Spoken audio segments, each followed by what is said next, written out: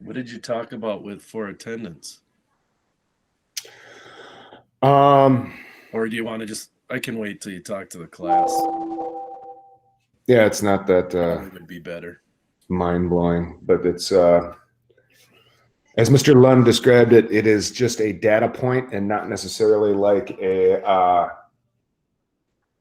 don't think of it as an excused, unexcused absence type deal, because you know how people are trying to contact their teachers about like, yeah, I missed the meeting, but I did all the work, so can you unexcuse my absence? And he's just kind of like trying to convey to parents and kids that it's not necessarily about that, right? It's about them just having another data point about whether or not they were a part of the meeting, if that makes any sense. Yeah, it's not about, the attendance isn't going to affect the outcome. It's just there so we know. Right. So to what degree they're participating. Yeah, it's a little different deal than what it was before. So yeah.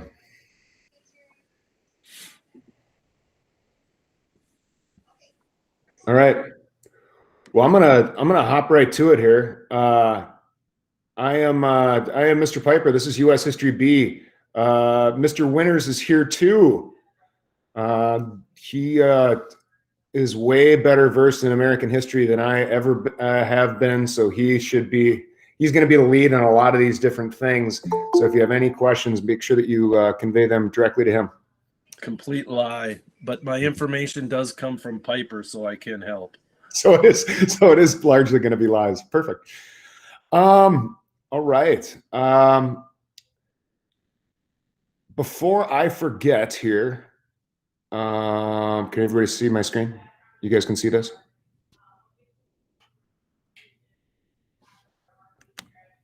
Yes, I'll take that as a yes.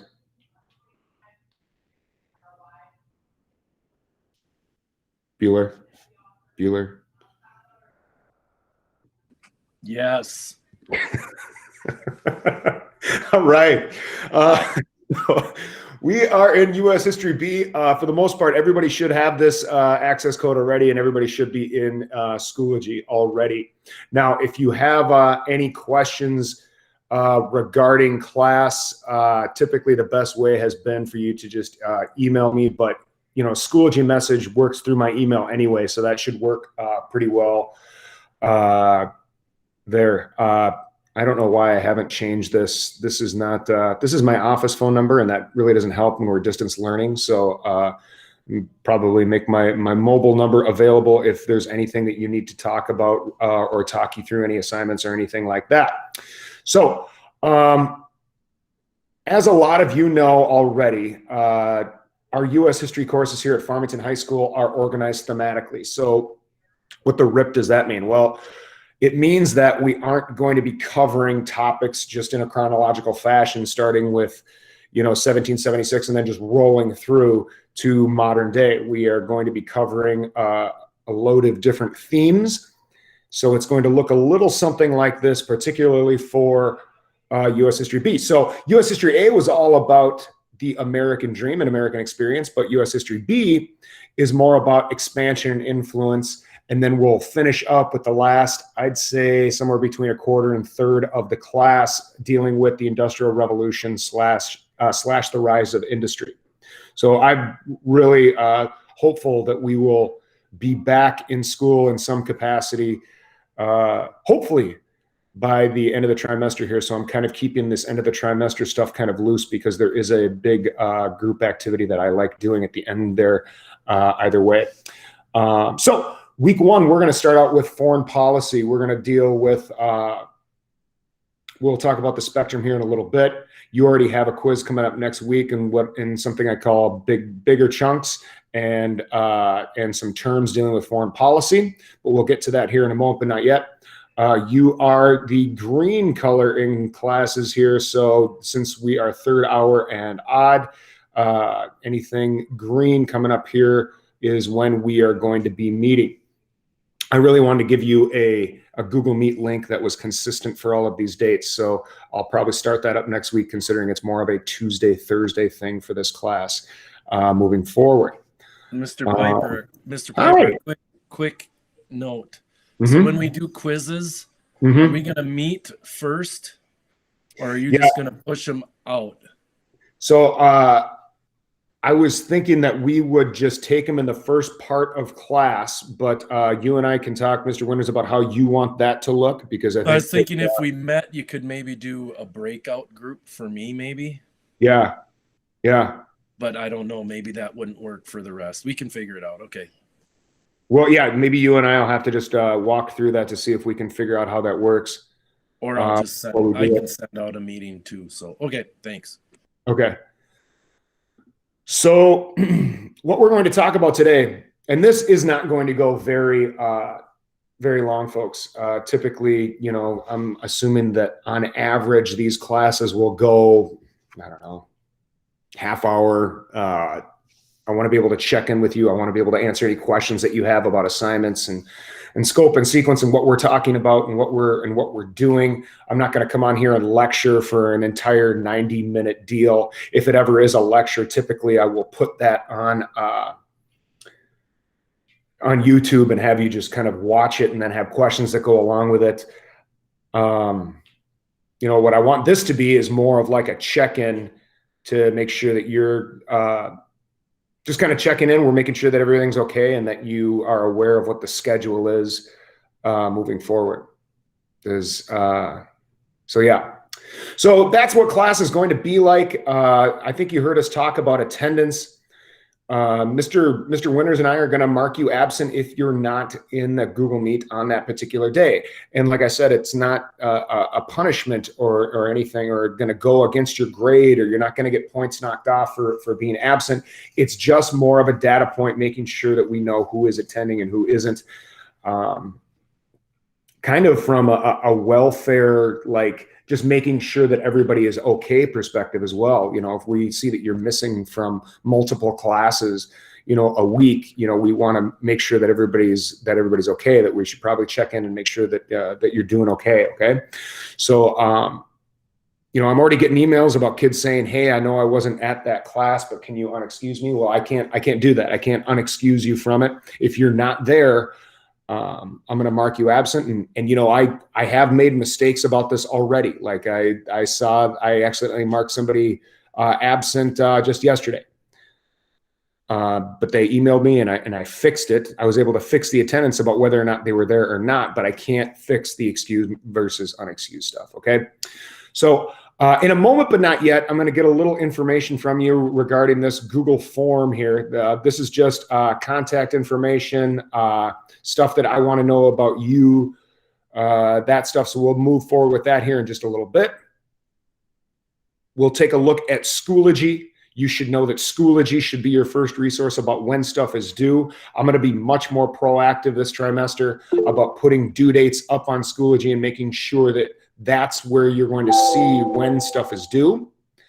So that's different than Infinite Campus. Infinite Campus is going to be your up-to-date grade as it stands right now, whereas you're going to check Schoology when you want to see when due dates are.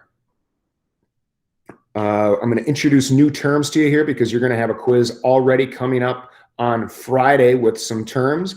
And then bigger chunks, which I'm going to go through here in about a minute, is those it's just a little geography deal. Okay. There is a geography component to this class, and I do want you to know some of this stuff because it's going to relate largely to, well, that expansion and influence unit that we're going to be talking about here. Okay. So this is the first, when I say bigger chunks, folks, I'm talking about these big chunks of land acquisition that have come into the United States possession largely over the 1800s. You should already know the 13 original colonies and where those were. Okay. I'm hoping that the Florida Treaty will be easy for you to remember. The Treaty of Paris is all the land acquired by the United States after the American Revolution. Okay. The Louisiana Purchase was all the land purchased from France by Thomas Jefferson in 1803. The Mexican Cession, 1848. Okay, this is after the Mexican-American War. This is all the land acquired after that. Okay, and Texas annexation. Remember, Texas was an independent state. It was an independent country before it was a part of the United States. We'll talk about how and why there. Okay, the Gadsden Purchase became a part of the United States largely due to the expansion of the Transcontinental Railroad. The Oregon Treaty, hopefully you guys will know where that is, and that is based largely off of the United States just moved people into the Oregon Territory, and then, well, largely the British just said you can have it because they didn't have. It was tough for them to get there in a geographic sense. So, this is your key. I want you to study this, and this picture will be available for you on Schoology. But this is exactly what the quiz is going to look like right here. This is all of it. Well, not all of it. This is the bigger chunks aspect of the quiz. So if you want to practice this, what you need to know is it's going to be a matching quiz. There's going to be 9 of them on there. And you're going to need to be able to tell me that number 1 is the 13 colonies. Okay, that's the original colonies. That would be C. Okay, right here. Okay, what is this one? Treaty of Paris. Okay, what's this one right here? Number 5. That's Louisiana Purchase. Okay, so I want you to be able to tell me those things later in the week. So this is a little something that I'm asking you to study going forward. Okay? Let's go over to Schoology. Is there anything that I missed here, Mr. Winters? Anything that, no? We're good? Any questions, thoughts, feelings, or concerns? Okay. All right. So here's what Schoology will look like for you. I am in this course as Justin here to just kind of show you what it looks like from your perspective. So here's that right part of Schoology where you're going to look for any due dates. And you'll always know when something is due because it'll be on the right-hand side of Schoology. Okay, last trimester, this was the best feedback thing that I got from the end of the trimester survey last trimester was, hey, put the quizzes on here so I know when those are. All right, I'll do that then. Okay, so you know that you've got your foreign policy term quiz and your bigger chunks quiz coming up on Thursday, Friday. For this class, it'll be Friday. Okay, and then you know that your foreign policy spectrum is going to be due next Tuesday. Okay, so what is all this stuff here? Well, this is your textbook. You're not going to need it quite yet, but this is every chapter from the U.S. history textbook. We're not going to use the entire thing. We'll use it sparingly here from time to time. Understand that when I assign something in the textbook, it's going to be by chapter. So see how it says the chapter secondly there. Okay. This is the trimester 2 Google presentation. This is exactly what I was showing you in the first part. So this is what you're going to check if you're ever like gone and you're like, hey, what did they do in class? Or what did they talk about? Or what, I had a doctor's appointment and I missed it, but I want to know what the learning targets were for that day. Okay, right here, check out this trimester 2 Google presentation. This getting to know you survey, I want you to do this in a moment, but not yet. Okay, so that you're going to need to log in with your school Google account to be able to do this. So don't do that quite yet because I want to show you what we got going on here. So here's your foreign policy folder. This is the vocab folder, and this is the Quizlet link that you are going to start studying terms here. Right after we get done with this conversation here, I want you to go on here and start studying up on these Quizlet terms. And there are a number of ways in which you can study. There's matching. There's all kinds of ways to do that. This is the bigger chunk stuff. So these are the 2 pictures that I was showing you before. And this is the practice quiz, and this is the key. And then this foreign policy spectrum here is what I'm going to show you how to do after you get done with that survey. So would everybody go in, click into Getting to Know You survey right now. Make sure that you're logged into your school Google account in order to do it. And I will kind of take a look at how many of them come in, and I'll bring you back here in about 4 minutes or so.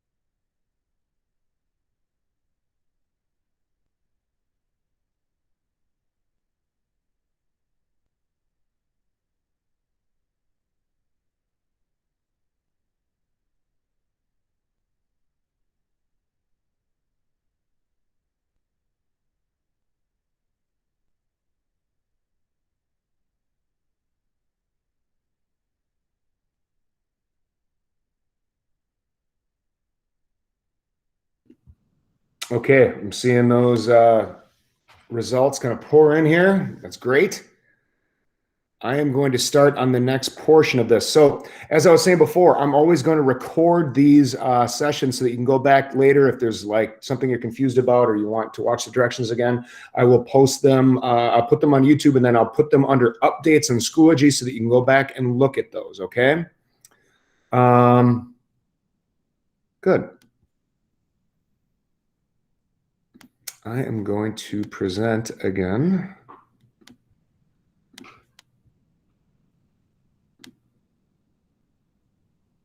Okay. All right. So this is your foreign policy spectrum. Now, those of you that had me in U.S. History A know that I like to go back to the political spectrum often. I like to relate things to what we're talking about politically back to a spectrum. Now, for those of you that are like big into like political science, or you're big into American history, you might look at a linear, one plane foreign policy spectrum and go, oh my gosh, that is so elementary. And it is.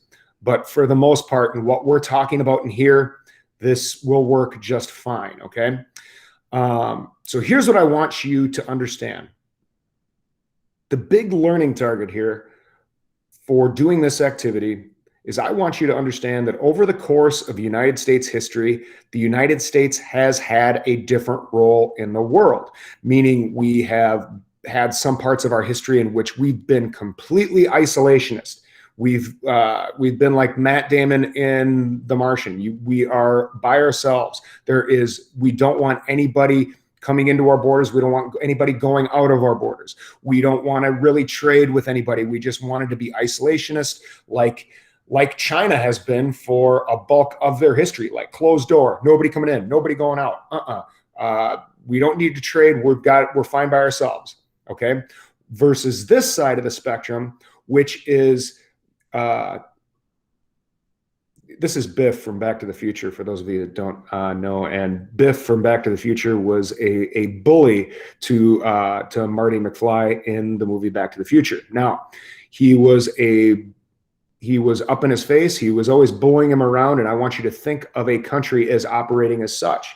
Okay. That could be in telling a country how to operate. That could be in acquiring new land to the United States. Okay. So this is like out in other places and maybe taking advantage of other nations economically. Okay. I want you to think of imperialism kind of that way. All right. We'll talk for a good amount in the first unit that we're going to study here, the difference between imperialism and colonialism. You are probably sure, you probably heard at some point that the United States has the United States started out as a colony of Great Britain. And what did that mean in the relationship? Well, it meant that weren't the United States yet, but the colonies were a part of Great Britain, but didn't really have the same, what do I want to say? They weren't exactly partners in the deal. Okay. They were kind of lesser partners. And the fact that colonists didn't feel like they were on the same level as British citizens, living in London, was why they wanted that separation. Okay. So let's look at some of these other ones here. Okay. Internationalism is, I put Team America World Police here, not necessarily as a joke, but because that's what people kind of expect. There are various times in the United States history in which people have looked to the United States to kind of be that Team America World Police, to kind of enforce things across the globe and make sure that other countries are behaving themselves. And, I want you to kind of think about this. Let's say that you were to turn on the news right now and see that, let's say a plane went down like in the Sea of Japan or something like that. They would automatically, immediately after, they would get, let's go to the president of the United States to see what he thinks about it. Well, why are we checking with the president of the United States? The United States isn't in the Sea of Japan, but for whatever reason, the United States has taken on that role of world policeman.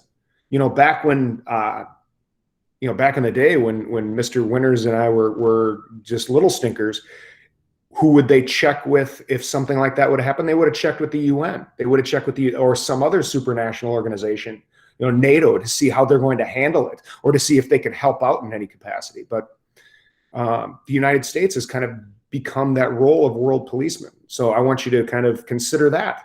Okay. I want you to take a look at collective security. Now, this is kind of being a team player. So I mentioned supranational organizations before. This could be like a NATO. This could be a Warsaw Pact. This is like being a part of an organization that's bigger than just the country, okay, but doing it for the betterment of all those people, okay? So this is not, the problem with the linear spectrum here, folks, is that it's going to be tough to place some stuff on here. And I'll get to that here in a moment. But understand that this isn't perfect, but what we're looking to do here, just like what we used with the political spectrum, is you're doing this to practice your critical thinking skills. Okay, so let's take a look at what I want you to do with this. Okay, so you are going to pick 10 terms and create your own foreign policy spectrum. So I've got a copy of this right here that you're going to take, and this is already a PDF in Schoology. You can take and dump this into Notability. And then what you're going to do with this specific slide, not this specific one, but you're going to do with a PDF just like this, is you're going to annotate this and tell me where 10 things of your choosing. Now I put 100 terms on here. I put 100 things on here that you could go ahead and place on the spectrum. But you've got to do two things. Number one, you've got to give me a specific placement of that thing. And then you've got to tell me why it's there. Now, you could either do that on this slide, or you could attach another slide to it, kind of like what I did here. So like I used this example for the first 10 terms to kind of show you what I'm looking for. Now, do I want you to use these 10 terms? You better not use all 10 terms. Otherwise, you're not going to get a full credit grade for this, because I did 1 through 10 for you. It's fine if you use a couple, but not all of them, okay? So like, for example, Washington's farewell address. In Washington's farewell address, he came forward and he said, number one, that the United States shouldn't get too involved in party politics. And the second thing he said was the United States shouldn't get involved in foreign affairs. We should just focus on ourselves. So I went ahead and placed Washington's farewell address probably right here somewhere in isolationism. Okay, and why would I do that? Because he actually said we should not get involved in foreign affairs. Okay, so make that annotation or make that note there. Okay, like I said, you've got 100 different terms to pick from here. So this is going to be pretty easy to tell if somebody's cheating, because, I mean, what are the odds that you pick the same 10? You know what I mean? Something I missed here, Mr. Winters. What did I miss from what I'm looking for from the foreign policy spectrum? What do you think? Not sure. Not sure. So I must have done a pretty bad job explaining this, huh? No, I'm kind of behind, so I'm just getting it all pulled up on my Schoology, so I wasn't focused. Sorry. Well, you're the worst. Seriously. Okay. I gotta be honest. So again, what I want you to do is, there's this spectrum. You're going to pull this up. You're going to put it in Notability. You're going to pick 10 terms to place across the spectrum here. Now, ideally, you're picking 10 that are kind of spanning the spectrum. I don't want to see, all 10 on one side. Okay, you've got 100 to choose from here. Go ahead and pick ones that work. Two or three of each would probably be good. Correct. Furthermore, ask some of your parents, guardians, whoever, for help. Okay, ask because there's a lot of foreign policy things that are not on this list. Maybe there's something more topical. Maybe there's something more now that's happening. Maybe you have a pretty good handle on the Iran nuclear deal. Maybe you have a really good handle on the Paris climate accords. Go ahead and place that on there. That's cool. Okay, I would like to see what you think about that, because again, what I'm looking for here is critical thinking skills.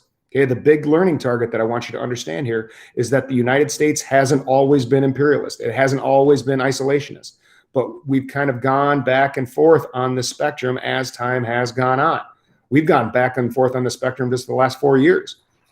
Okay, yeah, cool. So that's what I'm looking for that. And as you can tell from your Schoology guide, that is going to be due that is going to be due.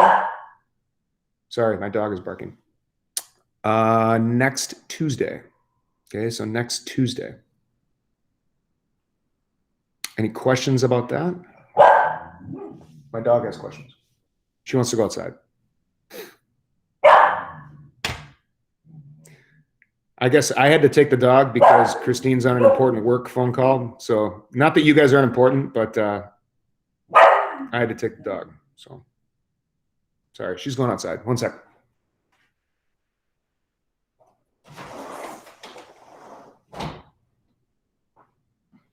I'm back. Okay. So just to review, those are the things that you're going to want to take a look at. Study those Quizlet terms. Take a look at that map so that you know where that stuff is placed, because you're going to do those two things first when you come back. That when we meet later this week, you're going to take that quiz. So it's the same quiz, but two different matching two different matching questions. Does that make sense? You'll have to match all the terms with the definitions, and then you'll have to match all of the locations on the map with what they were called. Okay? All right. Well, I will stick around to answer any questions you may have. Mr. Winters, if you have just a couple minutes, maybe we could try to work through the breakout sessions. But please stick around if you have anything. Fantastic job today. Make it a great day or don't. The choice is yours.